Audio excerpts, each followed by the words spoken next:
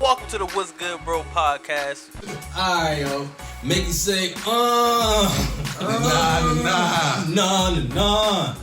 Alright, we're gonna move on to the next topic. But before that, yo, we want to shout out to the brother Tweezy Chain. We got him via FaceTime. Via FaceTime. Skype. We got him here somehow, electronic. Technology's a beautiful thing. What would we do without the internet? He said, "Como estas?" Hey, Brian, can you hear him? All right, Twan. What's good, bro? How you been? Cool. Almost died Thursday, but it's cool. Dramatic. you almost died, but it's cool. You want to elaborate on that? Yeah, sure. Well, I had a temperature of 130. 130? He walked up. Yo, how you gonna walk up on a man saying his temperature was something? Twan, keep on talking. Tell your side of the story, man. I almost cried because I ordered the doctor's office. I mean, it was cold. Damn, yo, that's wild, man. It's a miracle you alive. I'm back by now and I'm Hey, man, that's what I That's just not said. why I'm laughing. Because if you had 130, never mind. 130 degrees? Yeah, we gonna cut this part out. She said 130. I looked at her. Yo, I'm pretty sure humans die if your temperature goes over like 105. The current record is 115. This man breaking unknown records. He should be in the Guinness World Record book right now. You better go smick that shit in, yo. Man, get your credit. Damn, yo. All right. Yo, That's okay. wild, yo. It's a Look miracle. at God. Look at God. Look at God, yo. Won't he do it? Well, on continue on the black excellence and our good brother Black excellence at miracles. Master P. we want to highlight Master P, yo. Yes, Master P. Let's go back to Master P. We're gonna go to the good brother Percy. Out here just working miracles. Mm-hmm. Similar to Tweezy. Yeah. Yeah, I needed that. Thank you. Nah, man, I really want to like just chop it up and like we gotta highlight, give this man some credit because he honestly, we feel like he don't get enough, man. He's been doing this thing for years now, and let's just talk about it, yo. Would you consider him one of like our unsung heroes in like hip hop and like black excellence? Unsung? Yeah. I'm glad you added the black excellence because I think he goes beyond hip hop now. Yeah. Mm-hmm. And I would definitely say unsung because he don't get that credit. And I feel like the only time he probably would get that credit if something bad was to happen to him. And he out here making all these positive moves, and we got to talk about it now. That's also another note. Like, it's never been a bad news story with Max Speak. It's always like something positive. And he be putting on for Lil Romeo and everything. He did. Yeah, I mean, we can go down the list. We can go down the list of everything that he's done. He has lived every Negro dream. Real shit though. He's a rapper. He's a rapper, a hooper, a pro basketball player. That's facts though. He done it all. Played basketball. Got noodle companies. He gonna be old as hell and gonna have millions of stories to tell. Man, yo, set, yo. Let me tell you about when I played in the NBA. Just off from the bottom, like straight from the bottom. Yo, straight from the gutter. What? The mean streets in New Orleans, yo. Hey, yo. From No Limit to Rap Snacks. Who does that? Rap Noodles. Let's go to the Rap Noodles. And now. that's the thing I really like about him though. Is like he promotes ownership. He was like, I was watching an interview with him and his son, Lil Romeo, at the Revolt conference, and he was basically saying, I started a noodle company because I saw that no noodle companies was owned by, it was black owned, but we the one that's eating it on a regular. So I'm gonna go do that, and he did it. I love these noodles. We know your ass love anything that's edible. He said it's edible. Jesus. Yeah, and then like, what else have you done? With the rap chips. Mm-hmm. Rap Snacks. Rap Snacks. And I honestly, I didn't know that those was by him because it wasn't like he didn't. Nobody he usually works with was on the Rap Snacks. It's like Trina, Amigos, Fabulous, people that you wouldn't really resonate with Master P. That he kind of put on. Did he start it or did he inquire it, though? Because I think he may have bought into it and then expanded it. Either way, that shit's in Walmart. Right. Either way, he making the move to put it in Walmart. Right. It's not just in the hood corner. So He has it's right owner, Walmart. I believe he has ownership in it now and is now in Walmart. Yeah. Yeah. He made that Walmart move happen, and that's. He's in there with Shaq. Yeah. Shut up. And not to mention, that he's done movies as well. Yep. And I think he's the one person where if there's ever an interview about Master P or with Master P, I'll probably watch it because he drops like these golden nuggets, and he does it in like he's not like sophisticated, so it's like, oh, I see him in me, so it's like I can actually 100%. follow this man because even though he's worth $200 million, he still acts like he's worth 500. Mm-hmm. Right. He's still trying to get it for real. He definitely has that in the culture. For me, I'll give him like that uncle status. Right. Like he'll sit down and talk to you and give you them gems because a lot of people in his place they really don't do that. Right. And it's just like the thing about that is you have to be open to allowing other people to come along with you when you achieve success. Yeah.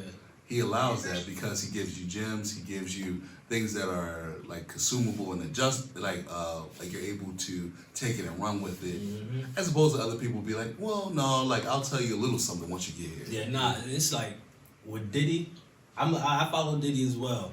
He don't give you them real gems. Yeah, Diddy's just starting to get on this way where he's like trying to get back. At first, he was always like, "Oh, I'm building my empire," and that's it. Master P was like, "Oh, I'm building my empire, but I'm building it with my people." Yeah, and I'm doing this, exactly. that. You know what I'm saying? Diddy, he get that advice like, man, you know, you gotta pray to God. You gotta take your time. Like, give us some Master P actionable give you the output. actual business breakdown of That's it. what T gave you the 444 before Jay did.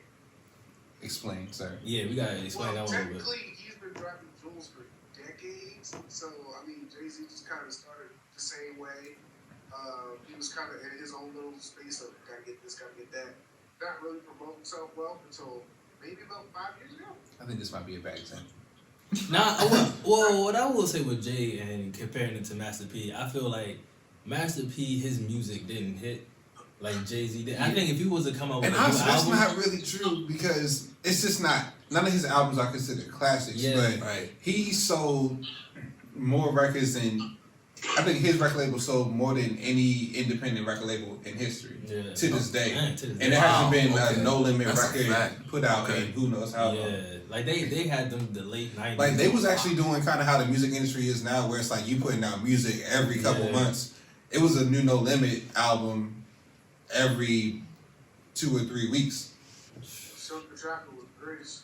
So the We're shot. not gonna talk about Silkk da And Shocker rapping off. because he. What are you talking about? It's no way that he listened to music and rap at the same time. Right. Never. He was always off beat. Always. Consistently. He did it I on would be purpose. excited for a 2020 No Limit album. Oh my I mean, God. if he can bring them all back, which I don't see why he wouldn't be able to.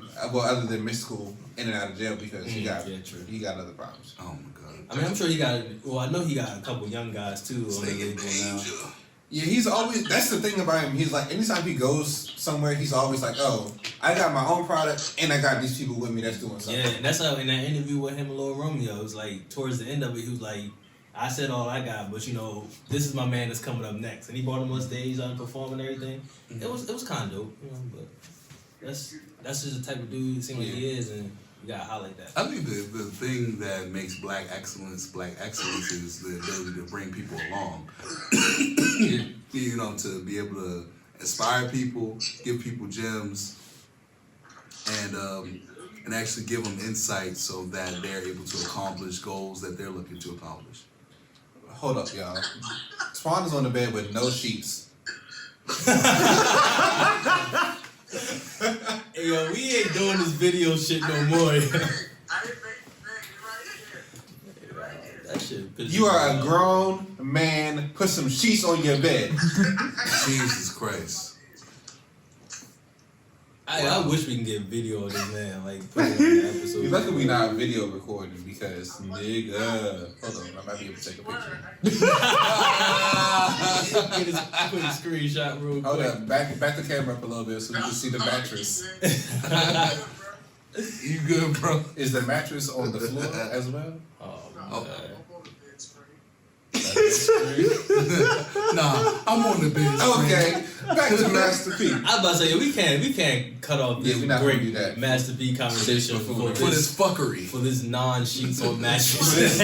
Nut ass. Hey, Head ass. this head ass. Head ass part 2. Hey, dog. Yeah, Hey, Master P. Nah, so wrestling. Yeah, he's got a wrestling company. Shit, I mean, he's got a basketball league. I feel like he's producing movies. I Got the Hookup 2 came out this year.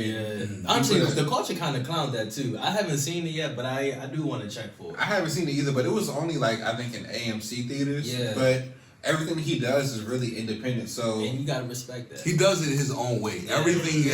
Everything he's accomplished has been non-conventional. Even his rap career, building his rap career, Yeah. has been non-conventional. I think he had like a distribution deal, like when he first started out. Like I don't think he did that conventionally. Like no, I mean he tells a story often where it's like he went to meet with a record label. They offered him like Yeah. $4 million. He was like, if they offer me $4 million, I gotta be at work Yeah. at least 40. Yeah. And he took that shit and was like, all right. He declined the record deal and was like, I'm just doing it on my own. right. And then I want to say he like moved to California with his own money, started a record store. That's how he really learned about the record businesses. And you got to give him credit because even though he is a hood nigga, like a real hood nigga, he does not like frown on education. Yeah. Right. He's always willing to learn something that he's not an expert in. And if he's not an expert in it, he'll put people around him Yeah. where he's like, all right, they know what they're doing. I'm gonna learn from them. And he doesn't like discount what he learned. He takes what he learned and he moves on. Like So, he progresses, he Yeah. becomes better. Like, Like we gotta mention, he's really not that old. He's probably, what, 52, maybe? If that. in that ballpark, like in the 50s. Yeah, because, I mean, he was touring with Tupac and stuff, so he's not super old, but He got Snoop out his record contract. that's another thing we gotta mention. He did get Snoop out of Death Row. It's 49. He's not even 50, y'all. Wow, That's- 29 years old. That's dope, man. That is One of crazy. the greatest disrespected songs of all time. Fuck them other niggas. Yes, sir. Yeah, I just like the show with that song. That was one of my favorite shows. That's the only show I've been in front for. Don't be disrespectful, Tom. So Go to bed with them. purple. sheets. I got sheets on. Yo, you blowing It's me. not on there, correct? It's loaded. Jesus. It's not on the top part. Really. We I'm gonna- lazy. Alright. Like you couldn't just sit at like a dining room table or something for this. Like No, something. because never mind. We're not gonna go into that. Okay, But why yeah, you? anyone have any last remarks for Master P? Hey man, Master P, I love what you're doing. Keep doing it. I'm following and watching. You're great. Yeah. For me, I'm gonna say we gotta give him his flowers now because we don't want him to go out like Nipsey did, where it's like everything that he did didn't get appreciated until he was gone. Yeah. Yeah. That's real. Just keep doing your thing. Keep being great. Keep inspiring the next generation to do what you did in a similar or even greater fashion. That's how we're going to move forward. You inspire us, and thank you. Yeah. Swan, what you got? Say to keep the hood alive. Alrighty. Another thing I will say, watching that interview, man, that interview was really inspiring for real. There was a point where they had like a little question and answer at the end of it, and a dude in the crowd just flat out proposed his business, and then Master P, although I don't know if it was on the cameras or you know what I'm saying, but in real life, he was like, yo, I fuck what you doing, come up and let's talk about it. And for somebody in his status to do something like that, that's just really dope. So I'm just excited to see the move that he continues to make. Yeah. Yeah.